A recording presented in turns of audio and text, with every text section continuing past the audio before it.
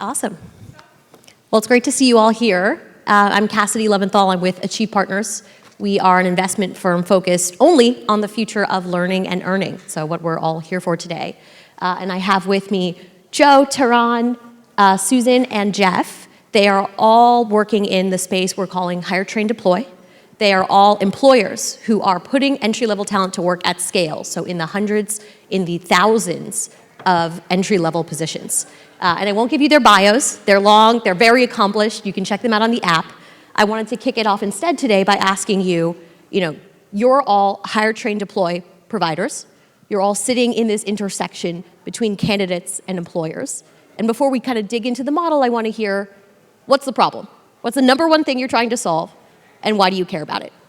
So maybe Geoff, we'll start off with you if you want to kick us off. Yeah, absolutely. So just quick background, Optimum Healthcare does technology consulting within the healthcare industry, and so we've built out our hire, train, deploy model to really try to fix some talent shortages we see there. And I've kind of seen both sides of this problem early in my career, being a fresh college graduate who started thinking about his career aspirations probably roughly in March or April of his senior year, and then being lucky and privileged enough to find my way to a technology company in the healthcare space that kind of looks for that profile of hardworking, smart, but not necessarily experienced, and then trains them up. So coming through that, seeing the possibilities, but also the limitations of what they were doing, and now kind of middle of my career, having seen trying to build teams within this industry, seeing some of the shortages of talent, and seeing our clients really struggle with talent, and not just availability, but also then the right skill sets for a modern technology team. So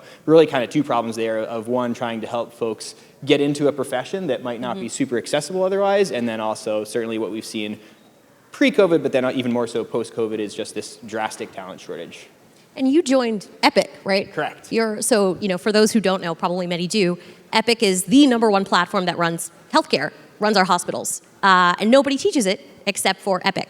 So you either join Epic and you learn how it works, or you never learn, right? Mm-hmm. And so Optimum is sort of stepping in and trying to figure out how you actually build that bridge.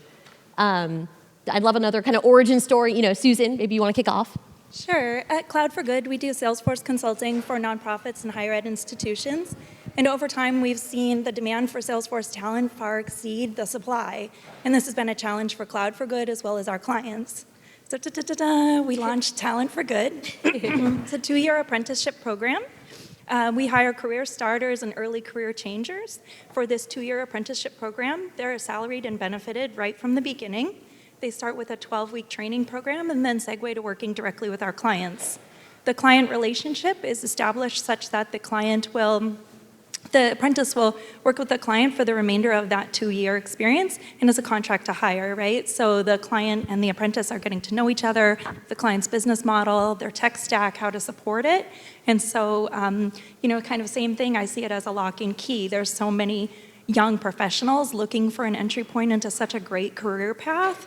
And there's so many employers that are struggling to find skilled and experienced talent. And I think that's really the special sauce of Talent for Good, is there's a lot of opportunities out there to learn Salesforce, but there's not a lot of places to get that first job, right? It's such an oxymoron. So many entry-level roles are requiring 2-3 years experience. It makes no sense, but we're taking care of it, at least for the people in our program. And how about you, Teron? Yeah, and I apologize. I'm a storyteller, so bear with me. I'll try to keep them very brief. I'm from a family that wasn't very affluent. We didn't have a whole lot growing up in west side of Chicago. And one thing I did always have going for me was that I was a pretty smart kid. So I got pretty decent grades throughout elementary school, throughout high school. And those are the things that helped get me into college. And so I was able to earn some academic scholarships to go on and pay for school. But that meant that a lot of my time, energy, and effort had to be in the classroom because I needed to maintain those scholarships in order to stick around at those places. And so didn't have an opportunity or the time to participate in unpaid internships or things like that. If I wasn't working in the class, earning my grades, I had to be working on campus, earning money to help pay the tuition bills. So when it came time for me to enter the search process and I was applying to a lot of entry-level positions, I found myself being underqualified or not lacking some of the skills that were at least listed as qualifications or required skill sets. And I think therein lies the problem, as Susan was saying, that entry-level positions somehow morphed into something that aren't necessarily or truly or fully entry-level. And so I think what Avenica does is try to bridge the gap between the end of your educational experience and the start of your career opportunity by helping both on the client and hiring partner side bridge that gap or bring that gap to be a bit smaller. I can talk a little bit about what that looks like later on. Awesome. So, okay, if I'm hearing the problem, right, we have a surplus of jobs, entry-level jobs. We have a talent shortage, so there's too many jobs. And we also have, amazingly, too many candidates. We have entry-level, experienced hires who are trying to get their first job, but all they've got is an internship, right? And that's not enough. So you're sort of talking about a many-stakeholder problem, right? You've got candidates, you have employers, and then you have colleges, right? A lot of the folks here who are trying to prepare people for the next phase of their lives. And there's some gap. There's something missing right now in that kind of stakeholder relationship today. So maybe, Joe, I'll have you talk about, you're a veteran, if I can call you that, in the hire, train, deploy space. So tell us a bit about what makes it a hire, train, deploy model, right? How does that work? Sure. And before I do that, just a little bit of background on myself, if that's okay. So why I'm really passionate about the hire, train, deploy space is that I'm a first-generation college graduate, and it was really tough for me to find the right opportunity. But fortunately, I graduated in 1999 with a degree in information systems. I was very fortunate because it was 1999 to be able to find one job out of about 200 applications. But the hire, train, deploy program really helps not only close the skills gap, which is widening every single day, it also helps close the opportunity gap. And I think that is something that, we're all very passionate about on the panel. So at SkillStorm, what we do essentially is we work with companies, given this massive skills gap, to provide an evergreen pipeline of technology talent that's custom trained and certified to meet their future workforce needs. We're very fortunate in the fact that we service both the commercial sector as well as servicing the federal services sector. So we have a facility clearance, so we work in hiring both college graduates and also transitioning service members and veterans. So the hire, train, deploy model works. It has 5 key components. The first is actually working with organizations to understand their technology talent needs. So understanding what are the tools, what are the technologies, what are the platforms that they need in order to grow their businesses. Then it's a case of working with them to define a curriculum. So we work with them, we define the curriculum, we iterate on that curriculum, and they sign off on the curriculum. The third step is essentially going out, working with our university partners, working with our military partners and our veteran partners, and finding the right talent to fill these roles. So some roles may require a clearance, some roles may be heavy code, full stack development, other roles may be low code, like Pega and Appian and Salesforce and other types of platforms. So we go out, we find the talent, we put the talent through a rigorous screening process, both looking at soft skills and technical aptitude. At the end of that process, obviously, we're looking to bring in really good quality. So we make an offer, they join the program, and the fourth step is essentially a 10 to 14-week custom training program. During that training program, they're given real-world projects that they work on, using the curriculum that we've signed off with the organizations. We're also paying them roughly about $1,000 a week to be in this program. So it's really flipping the model. People talk about, education and outcomes-based education. This is really, truly outcomes-based education, in a sense that what we're doing is we're investing in people anywhere between $30,000 and $40,000 in their professional development before we even see a return. At the end of their training program, they're essentially certified and deployed as consultants on projects for our companies. And our companies represent Fortune 500 organizations, the big 5 consulting companies, a whole bunch of large federal system integrators and government agencies. A couple of great examples We're bringing in people, college graduates. We all know the problems in higher education today. Many college graduates are underemployed. We're actually bringing in people from outside of the computer science and the STEM world generally, and being able to upskill them. So in a recent program, from a college graduate point of view, we had a bartender, we had a barista, and then we also hired a number of transitioning service members. One was a cook, and the other was a linguist. They're all now working at a Big Five company on a cybersecurity project. So the model really works, and it works at scale. What we're really doing is working with organizations to identify their technology talent needs and then to scale them. So, okay, if I'm summarizing the difference between what you do, right, in a boot camp, it sounds like the key difference is you're paying people instead of asking them to pay you. That's right. You're paying them to learn, and then you're passing them to clients, and you've got this deep connection with the clients on what they actually need. And so there's custom training there. Yeah. And as an investor in the space, the key difference being the economics. If you mess it up and they don't get employed, you're out, right? Yeah, I mean, it doesn't work. Yeah. So you have to be incentivized to actually provide that outcome to the employer, to the candidate, to each of these kind of people in this process. Yeah, absolutely. It's all outcomes-based education. So when you're investing this $30,000 to $40,000, we're also managing the attrition. So the attrition is a big problem, right? So you need to bring in the right people so that if you start a class of 25, that hopefully all 25 can graduate, but the reality is probably 20 to 22 will complete the program. And that's another thing the employers love, because what we're doing is we're managing their attrition for them. Right. We're providing... You're taking the risk, effectively. That's right. We're managing and taking all of the risk. We're making all of the investment. But I think most importantly, Cassidy, what we're doing is providing pathways to all of these major employers. Because I can tell you, I applied to all of these major employers, all of these Big Five, and I got the same letter back, which was, thank you, we'll keep you on file, right? So it Call you later, Yeah, but it really motivates me. I'm really passionate about it, simply because now I am literally getting part of a team that's helping people get these amazing jobs at amazing companies. Yeah. So I want to hear from the other panelists we've talked a lot about the candidate, the employer. You have to tie this together. If you don't, you're out of money, effectively, right? You really have to make this bridge work. But if you had to choose, right, if you're prioritizing the university, who you're helping deploy graduates, you're prioritizing the candidate or the employer, right? Who's most important?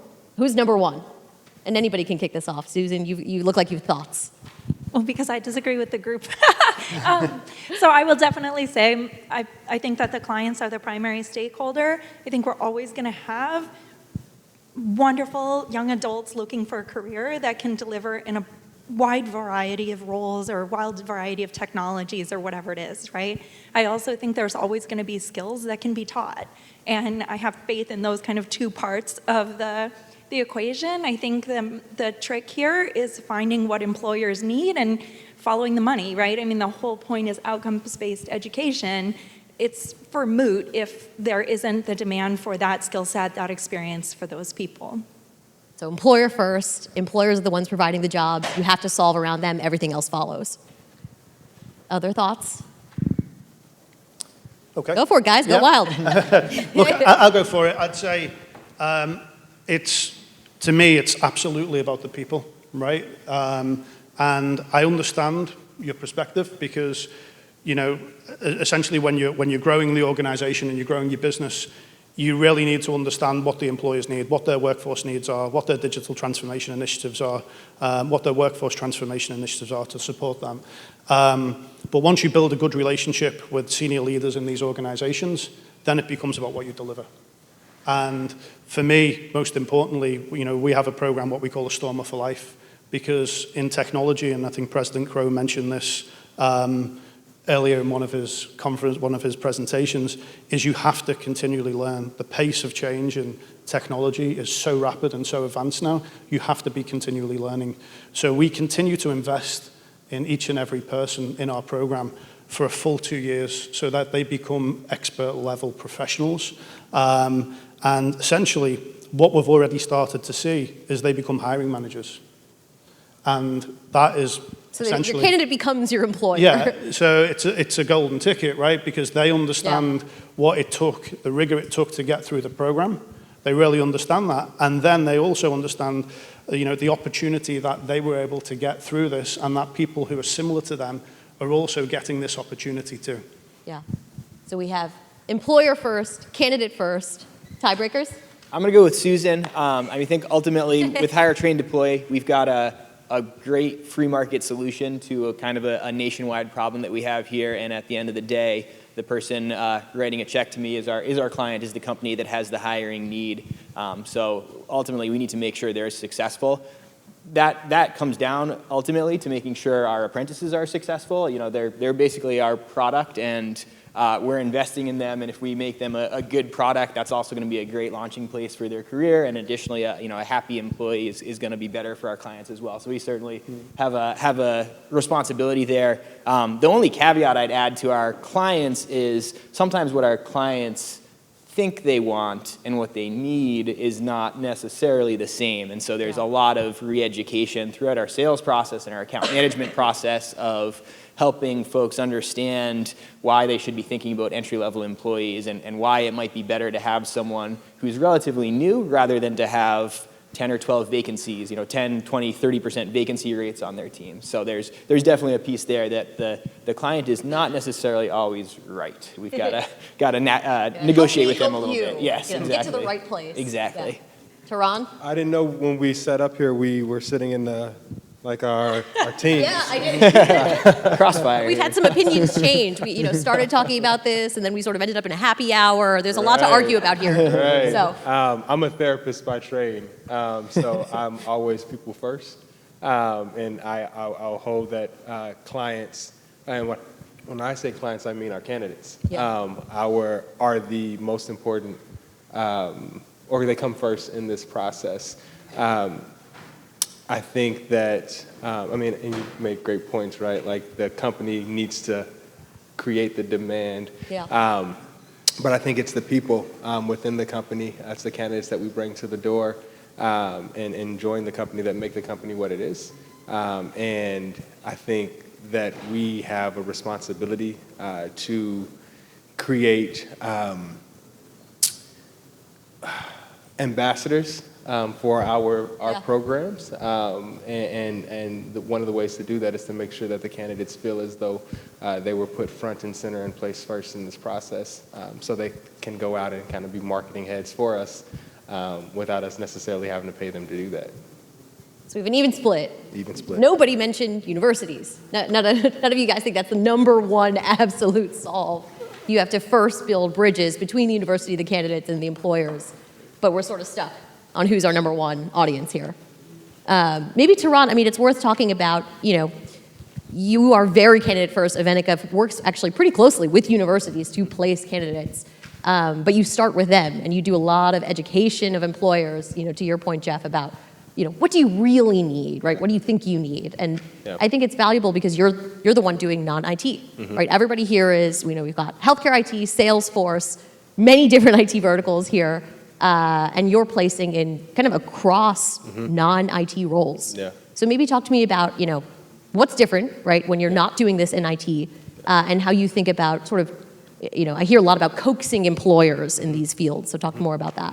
I think from my perspective, one of the biggest areas that we can see some growth in is in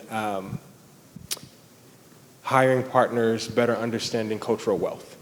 And I lead our company's diversity, equity, and inclusion efforts. And I think there's something to be said about people who have lived experiences that don't necessarily, on paper, translate, but when a candidate is given the opportunity to tell their story, it certainly does.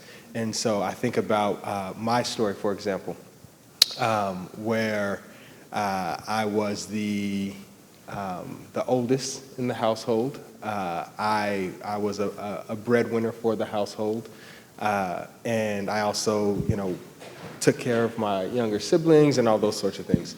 And I remember looking at a lot of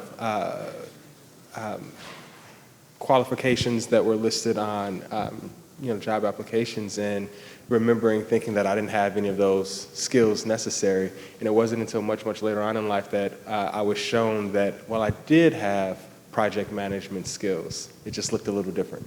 I have managed a budget before. It just looked a little different.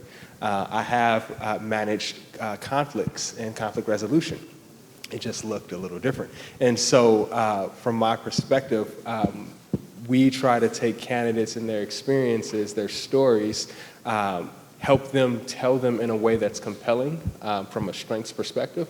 And then on the flip side of it, we've created pretty strong relationships with our hiring partners for them to kind of take a big step back and reevaluate the way that they evaluate talent, some of the skills that they require, the hard skills that they require at the front end, and kind of trust that if we can bring a person to them that has the right foundation, we can give them the tools necessary to be successful in that space that they occupy.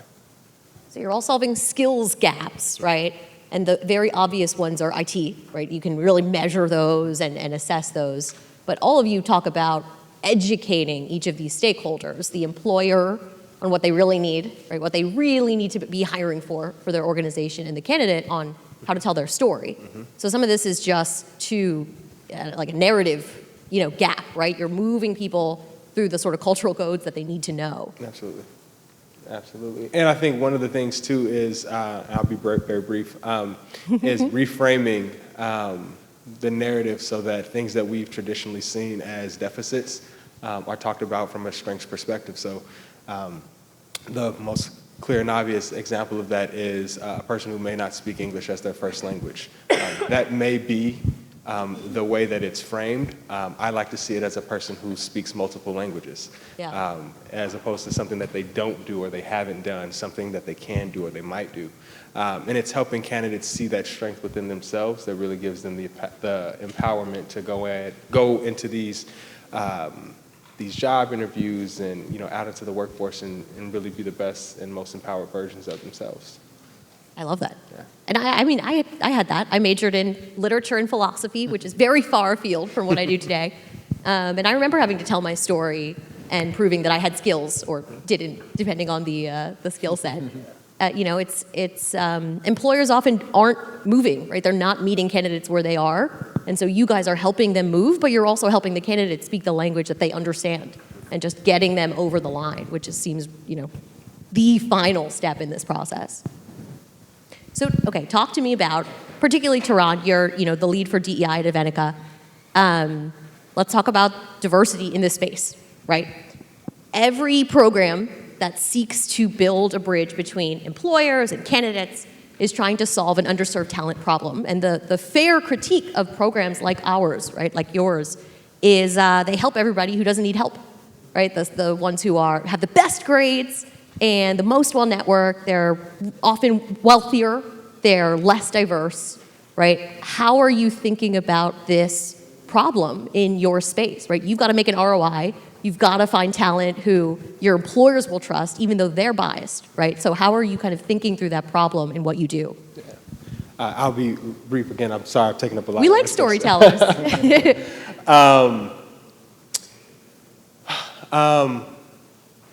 You start with a sigh. That's a good sign. I know, right? A lot of it starts with us within our doors. We have to take a really hard look at how we work with candidates and the biases that we hold and how that shows up in the way that we interact with our client base, our candidate base. When I started at Avenica, we had a few issues as it related to bias that on the surface level you probably wouldn't really think of, but when you really dug into it, it created a problem. So for example, the question of the term professionalism. Right? It's oftentimes a term that keeps out a lot of people who might not hold or who might show up in a different way than what their evaluators, for lack of a better term, might be used to them showing up as. And so we had to take a big step back to explore some of our bias, some of our shortcomings, and really be intentional about how do we work with candidates where they are? How do we see the inherent worth in every single individual? How do we pull out the cultural wealth that every person brings to the table? And then we have to evaluate and inspect our own biases. So, is something that we deem to be a red flag of sorts, is it truly and fully a red flag, or is it something that just might not resonate with us individually? And so a lot of it has been on our side, reevaluating and looking at how we work with talent. And then on the flip side of it, as I was saying a little bit earlier, it's helping our hiring partners keep the doors open beyond 2040, because that's when the 2010 census told us that demographics are going to shift and flip on their heads. And if you want to be a company that can provide a service or a platform or a product that appeals to a wide variety of people, we need to understand today and now that customers shop their values, and they're more than happy to walk away from a place that they don't align with. And one of the ways of creating an environment or a culture within a workspace that you do align with is by bringing not just diverse talent into those spaces, but also creating a culture that is inviting and welcoming and creates a sense of belonging. And so, long-winded way of saying, we have to work within our own sphere of influence, either in our own practices and policies or pushing our hiring partners to look at the problem a little bit differently if they want to, attract candidates that look a little bit different, that live a little bit different. So it's hard. I mean, it's non-trivial. You're basically spending time, resources, actually making sure that you're serving a broader swath of people than whoever the ATS would screen out in a resume. Absolutely. Yeah. Geoff, Susan, I'd be curious to hear from you too. Haven't heard from you in a while. What are you doing about this? Yeah, so we realized early on that diversity was going to be a big part of our approach in our hire, train, deploy model. We support these kind of mission critical systems that serve patients, caregivers. The systems that we work with probably contain most of your health records and your bills that you owe your physician. So important information, and so having a diverse set of voices in the room to be figuring out UI and UX and interpreting data is super important. So we had that view going into it, and then we also saw, frankly, that there's a market space there, right? Because 80+% of the companies we speak to are saying, we have these diversity goals, and probably a pretty sizable percentage of those companies are not hitting those diversity goals. So it's also a service that we can add to our clients. So kind of a nice alignment again of a market opening, and then also the right thing to do. And so really, looking at how we recruited, and this is where the universities, we haven't talked that much about them, as you mentioned earlier, but that's definitely where our university partnerships come into it, is helping us get in front of the right groups and recruit from the right groups. And really measuring it too, I think, was probably one of our early misses, where we said, we're doing this, it's going to be great. And then we looked at the numbers after we'd recruited our first class, and it was pretty good, but it wasn't great. And so then we said, okay, we need to be looking at this weekly and making sure that we're looking in the right places, bringing new people to the table, and I think we're pretty successful. So in our first year, we brought 100 apprentices through our program, and 68% were from underrepresented minority groups. So 68%? 68%, yes. Yeah, so pretty proud of what we've done there. About 40% were female, so I think we have a little bit more to do on gender, but if you look at your average technology job across the United States, it's about 25% female. So we're still doing better than average. Unfortunately, average is just a very low bar for us to hit. So we've got some improvement there, but definitely proud of what we've done so far. Yeah, and I'd say quite similar for us. It's a core part of the program. I talked about lock and key and multiple stakeholders, but it's even more so, right? Like you're saying, the employers want to hire a diverse candidate pool, and that's where our heart is too. We want to help diversify the field of Salesforce technology employees or professionals. 80% of our first cohort identifies as people of color. More than half are women, and it's going wonderfully. All right, Susan. Yeah. And we include this in our marketing material, both to employers and candidates, that we're seeking to diversify the field. Our images on the screen show this kind of thing. And then, as you're saying this, it does have to do with the partnerships, right? So we partner with career services at higher ed institutions and really talk to them about, bringing us candidates of kind of typically overlooked backgrounds. And then we also have partnerships with nonprofits that work in this space, right? And that's such a win for us, because we're leveraging the relationships and the experience and the kind of pre-screening of the higher ed institutions and the nonprofits, they're bringing us people that have already self-identified as ambitious, ready to learn, interested in a field in tech, interested in consulting. They know what consulting is, right? Because they've talked with their career services or their nonprofit program about this, and they interview better, right? Than someone who's like, we ask them, how do you feel about a career in consulting? And they say, what's consulting, right? So I think that's really, the partnerships have been quite productive for us in that respect. Joe, other thoughts? Yeah, so as we're looking to scale and hire thousands of people over the next couple of years, we've created a program where we partner with universities and we provide free coding courses. So intro to HTML, intro to Java, intro to SQL, intro to all of these, AWS, Salesforce, so on and so forth. All of these intro courses, they're all free, they're all no cost, they're all no risk. And we're working with large state university systems. So CUNY, for example, is an organization that we work with. And they are the third largest university system in the country with the most diverse student body. So when you think about scaling this and you think about access to talent, working with these large state university systems is critically important. And then also providing no-risk pathways for people to learn without fear of credit or losing time. They can try this out, they can dip the toe in the water. If they like it, they can continue and complete and get a micro credential. The big benefit for us as an organization is we get to see people from liberal arts, humanities, social sciences, business, all sorts of different backgrounds who are interested in coding, because we can't solve the problem with the 65 or 70,000 computer science graduates that graduate every year. There are hundreds of thousands of jobs that are going unfilled.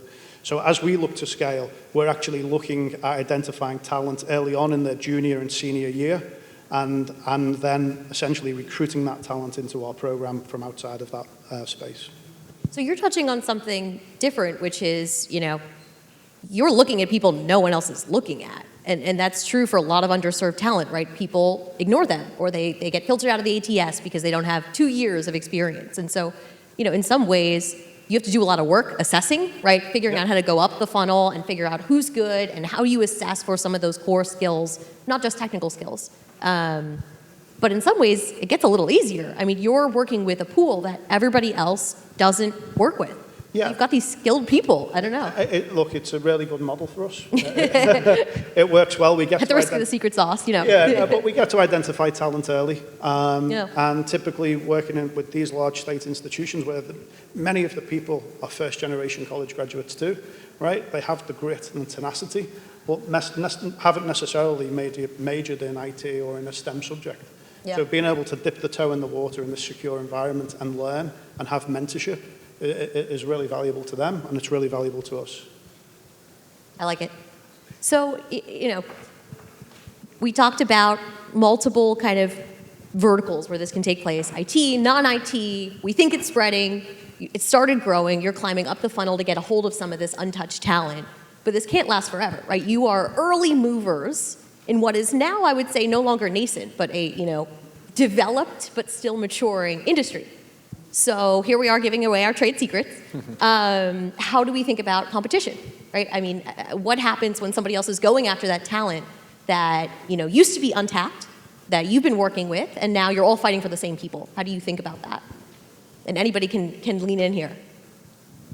I say fantastic, let them try, we're the best. But I would also say,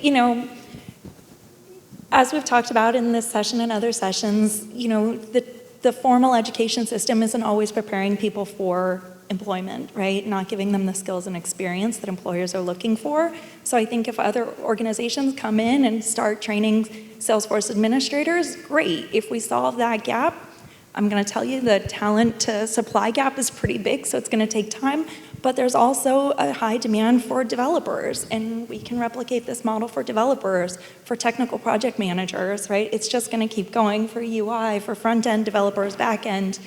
I think that at least in the Talent for Good program, we feel very comfortable and solid that the foundation that we've put together for this program can be quite simply, can be adapted for different roles within the ecosystem, right, that just build on a higher level of talent. And then as Joe said, this isn't only for entry level, right? I feel like every time I'm out with my friends, it ends up being, oh, I'm working on a new training program for new managers. Oh, I'm working on a, executive training program, right? It's the entire hierarchy of employment organizations that need these skill ups, right? And I think that there's always going to be a mismatch that hire to train, deploy models can help solve. So you're basically saying the market is all jobs, at least all entry-level jobs, maybe even, you start climbing up the ladder. I mean, even within our company, I have people constantly, other directors and such are saying like, when can you start training technical PMs? And I'm like, dude, chill. Let me get solid, let me get a few admin going first. through. Start there. Yeah. But the opportunity is plentiful. Data warehouse, all kinds of things. Yeah. I think what we've seen, we work with provider organizations, health plans, software companies in that space, and we've seen adoption as our biggest barrier to growth because companies are, they're risk averse. They still would rather have a vacancy for 2 years because they can't find someone with 5 years experience rather than bring someone entry level in and, hey, guess what? In 2 years, they'll have 2 years experience. So I think if we see increased competition, it's going to be because we're seeing that demand increase. And so I think that would be a good thing. That would kind of show our clients and the industry we serve moving in this direction and willing to take that longer term talent view, which overall would be a good thing. And then I think we've got the right mix of figuring out how we actually create that talent. So I'd be comfortable that we'd still be a front runner when that demand gets where we want it to be. So competition means it's working. Yeah, exactly. Your employers are starting to understand that you can, find ways to give people a shot. Great. Get entry-level talent in the door and work from there. Yeah. I think it validates the model, right? Yeah. I think when I first started in the hire, train, deploy space, there was 2 organizations. Yeah. Now there's over a dozen. And I think that's great. The competition is good. It's great for the employers, but most importantly, it's great for employees, right? And the more Right, the candidates are going to get happier and happier. yeah. So the more pathways, the more on-ramps that people have, the better. And I think what this will force organizations to do is treat their people even better. Mm-hmm. And I think that's a great thing all around. I like that. Here's to that. We have to wrap up soon, so I want to hear towards the end of this conversation, we've been giving away trade secrets, but thinking broadly about recommendations, right? You're all investing millions of dollars in figuring out how you bring people in, take a chance on them, train them, and then deploy them. Not everybody in the room will do that, right? Not everyone's equipped to do that. So how do you think about takeaways from what you do that can be applied much more broadly to colleges, candidates, employers? And anybody can kick off here. I'll go real quick. Go for it. I think companies are faced with the opportunity to take a long, hard look at what they put on paper as being required versus what's desired of their candidates. And I think that there's going to be a shift toward valuing transferable skills a little bit more firmly than what we've seen in the past. So some of what you already tell employers today, you'd like to catch on. Rethink your priorities, 2 years of experience, think about taking a chance. Yeah, and to build on that, I'd say look in new places for the talent, and maybe that's the colleges that you wouldn't traditionally recruit from, or does it even require a college degree? Maybe it's asking the question of, can the person do the job, not have they done the job, and really expand your viewpoint, because it's amazing. In the diversity conversation, for example, we have a lot of clients who they have these diversity goals. Great, they have goals, and then they do everything exactly the same way as they've been doing it for 20 or 30 years, and they're scratching their head as why nothing's changing. And so really rethinking recruiting, rethinking talent strategies in general with a focus on training and upskilling, and not just spinning your wheels doing the exact same thing and having all the same vacancies and the same diversity levels that you've historically had. Well, I see this all the time in the investment world. So we Achieve works with a group called Impact Capital Managers that's bringing together impact firms. And what we all found when we were talking with one another is everybody's looking for vice president, at least, with X years of experience, and also they're diverse, and also they've been to the top colleges. And so everybody's fighting for these 20 people who have 10 years of experience at the Wright investment firm, right? And so we've started doing the same thing, pushing people to hire at the entry level and take a chance and bring people in and give them that experience. So it feels, cross industry here. It's not just IT, it's not just insurance. It's, this is how we think about diversity and what talent we need. You can't look for the unicorn. I'd recommend taking advantage of partnerships. It doesn't always have to be a formal partnership, but find a university to partner with their career services unit when you're hiring, right? And really let them know what you're looking for. I think something that happens when you post an entry-level job is you're inundated with resumes. And then it becomes, well, let's just choose something that feels good to slice out 95% of these resumes. And that, I think, when you make that choice is where you could be screening out a lot of top quality candidates, but you're like defaulting back to what you're comfortable with.